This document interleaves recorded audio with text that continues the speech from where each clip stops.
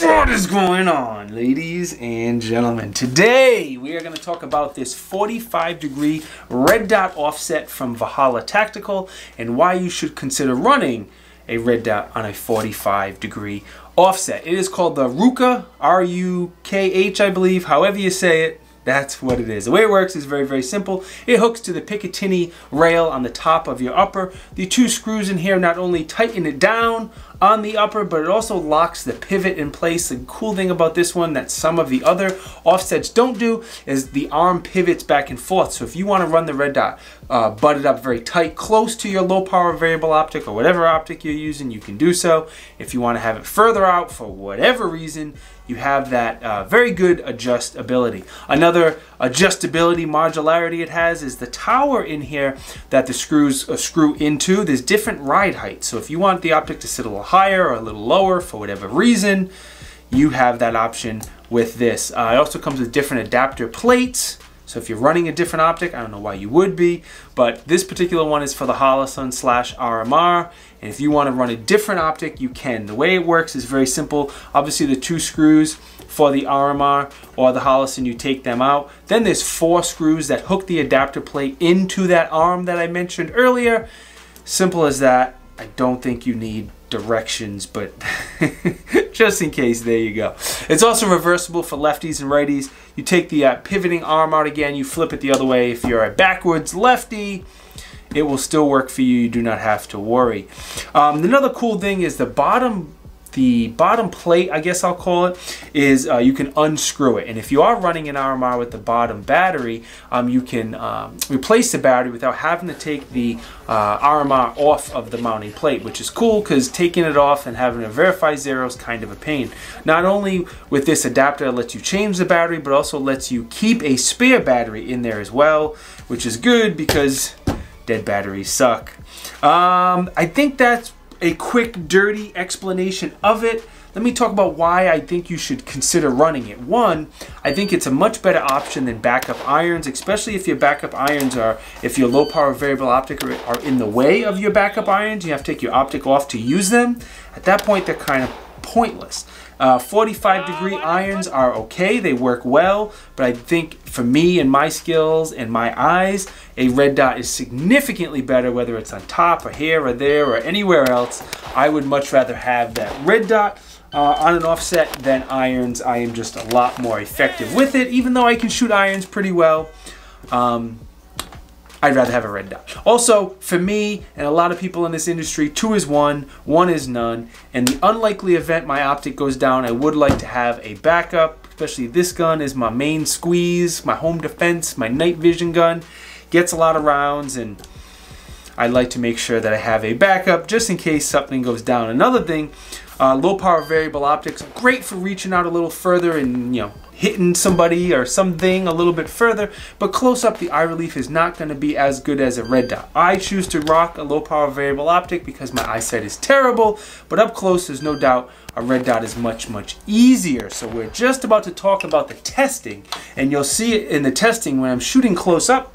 I get on that red dot because it's very, very quick, and when I had to shoot a little further, rock the gun to the side, get on that low power variable optic, and reach out and touch someone. All right, let's talk about the testing that I have done. I've had this adapter for several months, probably close to 6 months. I don't know for sure, but I've had it for a while. It's been on several different rifles, and there's a lot more rounds on this accessory, this adapter, than I would normally put on one before I do a review. I'm just happen to be reviewing a lot of rifles and rifle lights and lasers and optics and that kind of stuff. So I put it on quite a few different things and tested it a lot more than I normally would. I've also did a review comparing a piggyback red dot to a 45-degree red dot and talked about the pros and the cons. I'll try to release that video this week as well in case you want to look that up. In case you're wondering why there's 2 red dots on here, that's why. I was just comparing them. I don't suggest you really need 3 red dots on your rifle, 3 optics on your rifle. That is a bit much. So I shot it a ton, which makes me always want to thank my friends at True Shot Gun Club. True Shot Gun Club has some of the best deals on ammo in the gun industry. They do supply ammo to this channel as well. So thank you, thank you, thank you. If you need some pew-pews, check the link in the video description. Hook a brother up. So as always, I shot indoors, I shot outdoors, shot a lot of low light. I shot a little bit of night vision. 45-degree offsets are not ideal for night vision.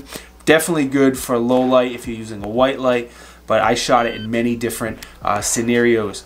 I did a lot of transition drills with it as well, being, you're transitioning from one optic to another and multiple targets. So like I said a second ago, I'd bring it up, I'd shoot a couple targets really, really fast, close up, and then when I had to transition to a further target, I'd get behind the low power variable optic if I had to reach out a little further. For me, it's great.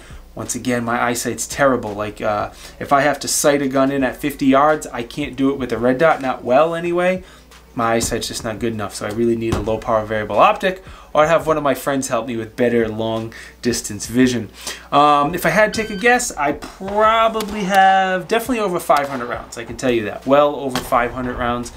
This was on the Foxtrot mic rifle that I reviewed, and that alone probably was close to 500 rounds. And then this rifle here again is my main squeeze, and I do a lot of low light and night vision training lately, so it has a lot of rounds on there. You get the point. Pros. It is a very, very high quality 45-degree offset. I think everything Valhalla Tactical that I've seen is very, very high quality. I also have the hand warmer that hooks to your plate carrier. If you're in a cold weather environment, that thing is essential. I like the adjustability and the reversibility. A lot of the 45-degree offsets don't allow you to adjust where you want it. That is great. I like the battery door on the bottom if you are running an RMR. And I find all 45-degree offsets very, very fast and very, very easy to use. Now, this is just a personal preference. You may not agree with you and your training. I find it very easy to spin the gun to pick up the 45-degree offset compared to the piggyback option. The piggyback option took me a lot longer to learn and get comfortable with. All of my friends disagree with me, just so you know. They all think the piggyback is easier. I don't know, for me, the 45-degree offset was significantly easier. I don't really have two cons, more two cautions for you. One, a 45-degree offset is not good for night vision, and it's not good for a gas mask. If you plan on shooting under night vision or on a gas mask, consider the piggyback option. Again, I'm releasing a video comparing these if you want more details. That video should be released before this one. Also, on certain low power variable optics, depending on how far the throw is, the throw lever may get in the way of the 45-degree offset. So you may have to put the 45-degree offset somewhere else. This one here is a Swamp Fox 1-8, which is, man, for $400-ish, 500, whatever it is, this thing has been solid and has well over 5,000 rounds on it. So it's been pretty impressive. But some of the other brands, that throw lever goes further and may hit or block the 45-degree offset, so just be aware of that. As far as what red dots I've run on here, I don't know if you guys really care. This is the Holosun with the ACSS Vulcan reticle, my favorite pistol red dot. I have several of these on my pistols and on the rifle. Look it up. The reticle is just by far the best. I also had the Holosun 509T on here. I had a right-on optics, which is a much more affordable but very solid pistol red dot. I have a lot of rounds on that. About to do a review on it, and it's held up really well. And I put an RMR on here as well, just because I still think they're the king and the most durable pistol red dot, with Holosun being a very, very close second. So you get the point. Overall, I'm going to say it's a solid option, if not one of the best options, if you're looking for a 45-degree offset to go on your rifle. I think it's better than having backup irons. For me, a red dot is just a much, much better option. Before you guys go, let me quickly thank Valhalla Tactical for sending this out and letting me try it. I greatly appreciate that. There will be some affiliate links down in the video description if you want to hook me up, and if you're looking to get one, please use those affiliate links. I also want to thank True Shot Gun Club as well, hooking up me with some ammo so I don't go broke and spend all my money on ammo. It's greatly appreciated. They do have good deals though, so if you're looking to get some ammo, they are very, very competitive on their pricing. I also wanted that. Well, these are the other sponsors that support the channel. The one I want to call out is Shall Not Comply. They just sent me some dope gear that I've been showing off here lately. They make really nice Pro 2A shirts, hats, things for the wraps for your ear protection, patches, stickers, all sorts of cool stuff. They also make gear for some of the biggest gun tubers, YouTubers in the game as well. And again, one day I'll be big enough to have my gear on Shall Not Comply. Give me a year or so and I will be there.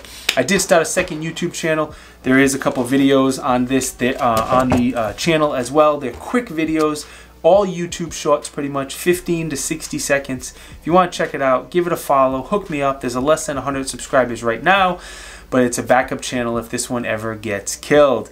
Before you go, I do want to give my dad advice like I've been doing lately. I want to encourage all of you kings and queens out there to take care of your mental health. I noticed over the past few years, a lot of people's mental health, rightfully so, is going in the shitter.